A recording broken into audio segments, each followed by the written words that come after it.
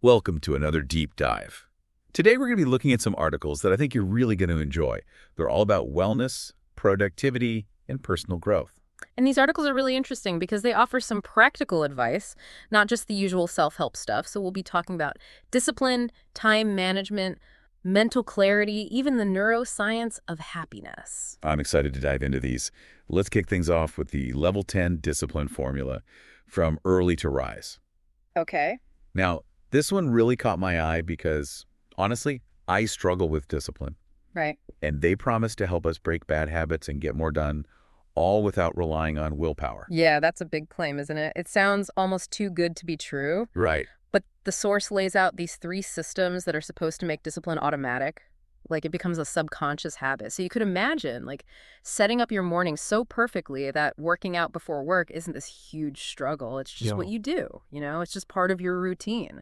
Yeah. That's the kind of effortless discipline they're talking about. That sounds pretty amazing. Yeah. I mean, is it really possible to escape that procrastination doom loop so easily? Well, that's the big question. And the key, according to them, is to shift away from just relying on willpower.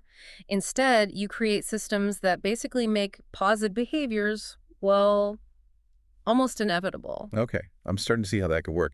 Instead of fighting yourself, you're setting up your environment to Okay. support you. Exactly.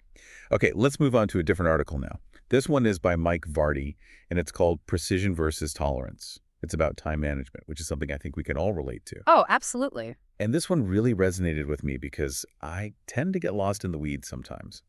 I'm a details person. Mm. So do you think that kind of tendency towards precision actually helps productivity, or does it hinder it?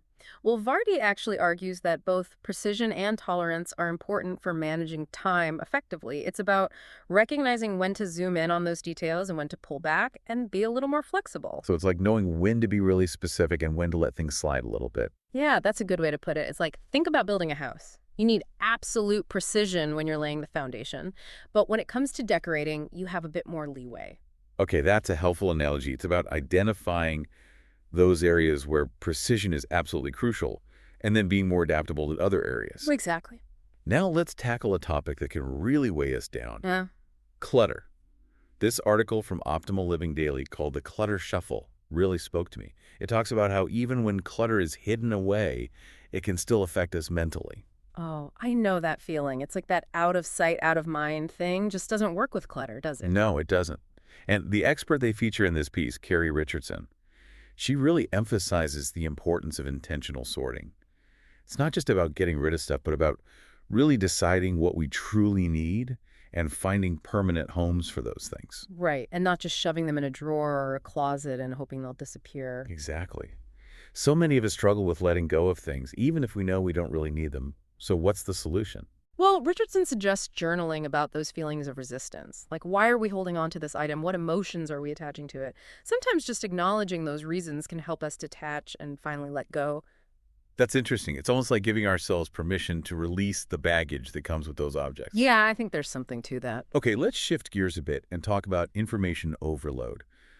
I mean, we're bombarded with information from all directions these days.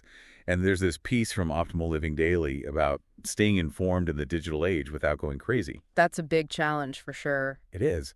They feature advice from Nir Eyal, who has this great quote, "You are what you consume, and consuming junk makes you feel like junk." And I think that's so relevant today. Absolutely. I mean, think about how much time we spend scrolling through social media, watching the news, reading articles online. It's easy to get overwhelmed and start feeling mentally drained. Definitely. And Eyal's strategies are all about filtering out that noise and being more intentional about what we consume. So instead of passively scrolling, we should curate our sources and choose high-quality content that aligns with our interests and values. I love that. It's about taking control of our information intake instead of letting it control us. Exactly. It's about being mindful of what we're feeding our minds. Now, let's talk about something a little lighter, happiness.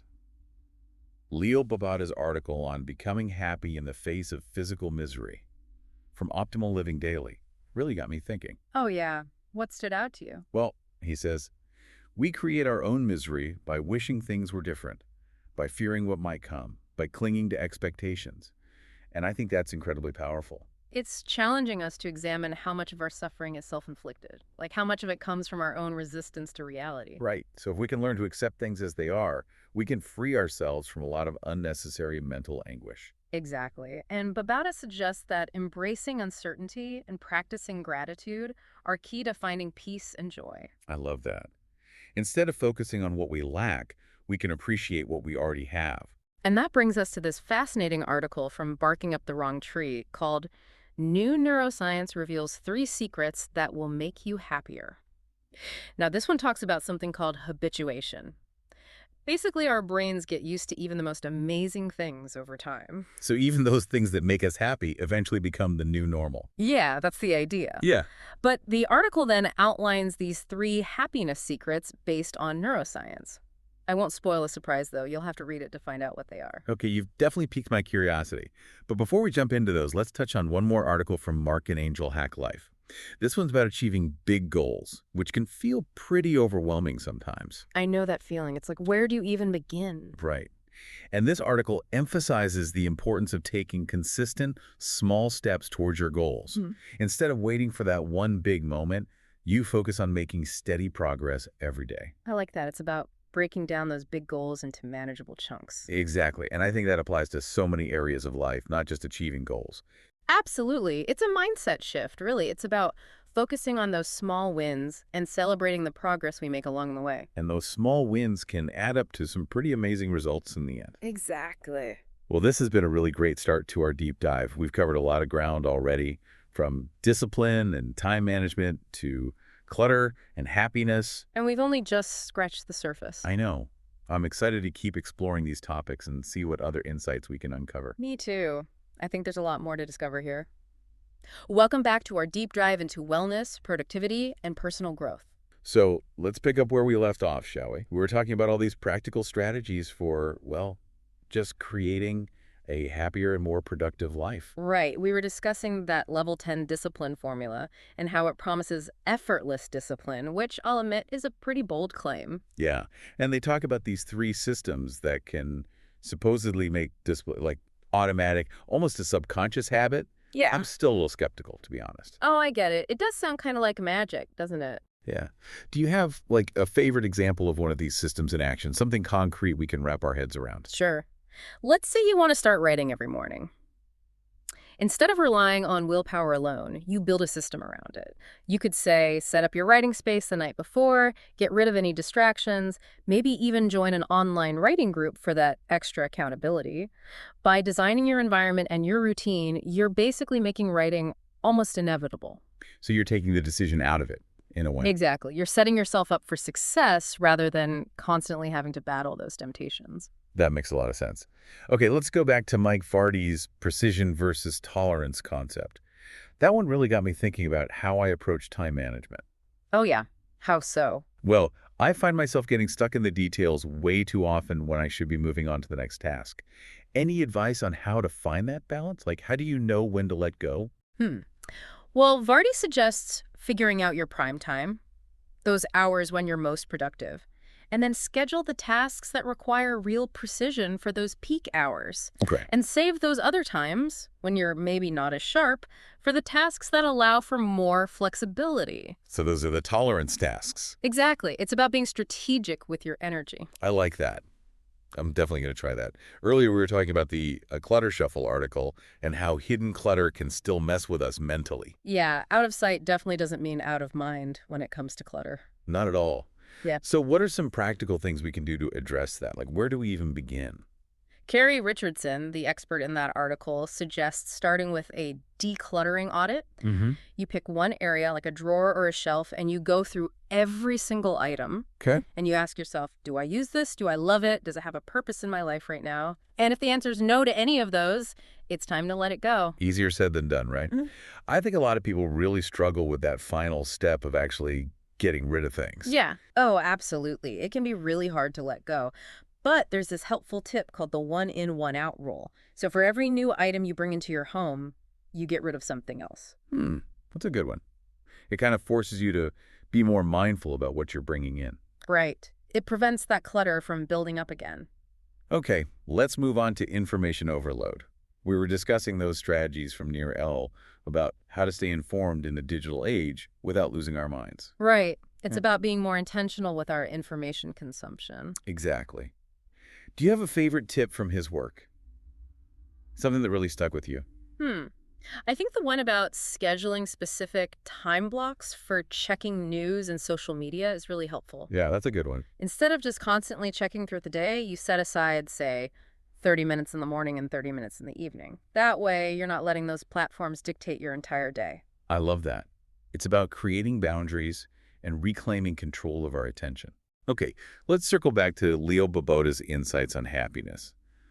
I'm still thinking about that quote about how we create our own misery by resisting reality. What resonated with you about his perspective? Well, he really highlights the power of acceptance, right? Like, so much of our suffering comes from wishing things were different than they are. If we can learn to just be with what is, it can free up so much mental energy. That's so true. It's like we're constantly fighting against the current instead of just flowing with it. Exactly. And remember that article from Barking Up the Wrong Tree about habituation? Yeah, the one that promised those 3 secrets to boosting happiness. Right. Well, are you ready to hear those secrets now? I'm all ears. Okay, the first one is variety. Introducing novelty into our lives, whether it's trying a new restaurant or taking a different route to work, can help prevent our brains from getting too used to the same old things. So it's like shaking things up a bit to keep things interesting. Exactly. Now, the second secret is savoring. This is about really paying attention to the positive experiences we have, engaging our senses, and actually appreciating those moments instead of letting them slip by. So it's about being present and mindful in those moments, right? Exactly. It's about making a conscious effort to experience the joy in those everyday Okay, moments. that makes sense. What's the third secret? This one might surprise you. It's negative visualization. Negative visualization. Yeah. Wait, how does that make you happier? That sounds kind of counterintuitive. I know, right? Yo. But it's about taking a few moments to imagine losing the things we value, like really contemplating that loss. Okay. And by doing that, we become more aware of how precious those things are to us right now. It's a way to rekindle that appreciation and combat that tendency to take things for granted. Hmm. I never thought about it that way, but I can see how that could be really powerful. It's like shifting your perspective to see things in a new light. Mm. Earlier, we were talking about that article from Mark and Angel Hack Life about achieving big goals by taking small, consistent steps. I think that principle applies so well to happiness too, don't you? Absolutely. Instead of waiting for some big life change to magically make us happy, we can focus on those daily practices that nourish our well-being. So things like practicing gratitude, meditating, even just taking a walk in nature, all those little things can add up over time. Exactly. It's about building momentum, gradually shifting our mindset and our behaviors towards a happier, more fulfilling life. Welcome back to our final part of this deep dive. It's been really interesting to see how all these articles, like they all connect in these unexpected ways. Right. It's like they're all pointing towards this idea of intentional living, even though they're talking about different things. Exactly. And that brings us back to that question we were talking about earlier. If happiness is a choice, like Leo Babauta suggests, how can we make that choice a consistent part of our lives? It can't just be something we think about once in a while. Right. It has to be an ongoing thing. And we talked about things like gratitude and savoring and acceptance, but those are all kind of internal practices. Are there more outward actions we can take to boost our happiness, things we can actually do in the world? I'm curious about that too. It can't just be all about our mindset, right? There has to be more to it. Well, a lot of these articles talk about the importance of relationships. Like, connecting with other people is a fundamental human need. Yeah. And prioritizing those bonds can have a huge impact on our happiness. That makes sense. Spending time with people we care about, strengthening those connections, feeling like we belong somewhere, those are all so important. Absolutely. And even small acts of kindness can make a big difference. Just sending a thoughtful message to someone, offering to help them out with something, or even just really listening when they need to talk. It's about making those connections stronger, right? Yeah. And in doing that, we often boost our own well-being too. It's a good reminder that happiness isn't always about these huge, dramatic gestures. Sometimes it's those little everyday interactions that mean the most. Exactly. Another theme that comes up a lot is this idea of finding purpose and meaning in our lives. Okay. How does that tie into happiness?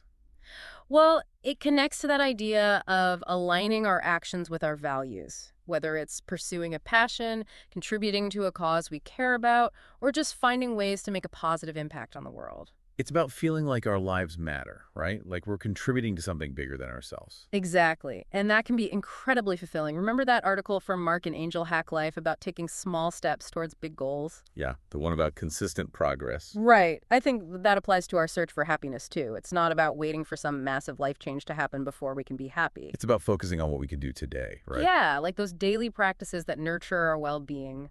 Practicing gratitude, meditating, spending time in nature, doing something we enjoy.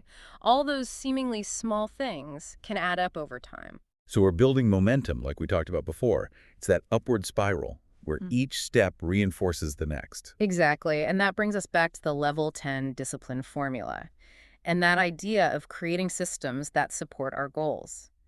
Could we apply that same concept to happiness? So instead of just trying to force ourselves to be happy, we could design our lives in a way that makes those positive choices easier. Exactly. Like we could schedule time for activities that bring us joy, surround ourselves with positive influences, create rituals that nourish our well-being. It's about making it easier to choose happiness, All right. reducing the friction. Yeah. And that connects to those ideas about time management and mental clarity that we discussed earlier. If we're better at managing our time and clearing out that mental clutter, it frees up space for those things that really matter to us. Right. It's about taking control of our lives so we're not just constantly reacting to whatever comes our way. This has been such an eye-opening conversation. I feel like we've covered so much ground. I know. It's amazing how all these different topics come together in the end. It's like they're all pieces of the same puzzle. And that puzzle is about figuring out how to live a more intentional, fulfilling life. A life where we're choosing happiness, not just hoping for it. Well said. So as we wrap up this deep dive, I want to leave our listeners with a question to ponder. What's one small, conscious choice you can make today to move closer to the life you envision for yourself? It could be an act of kindness, a moment of gratitude, taking a step towards a goal, or simply being more present in this moment. Embrace that choice and watch as it ripples outwards, creating a more joyful and fulfilling reality. Thanks for joining us on this deep dive. We'll see you next time.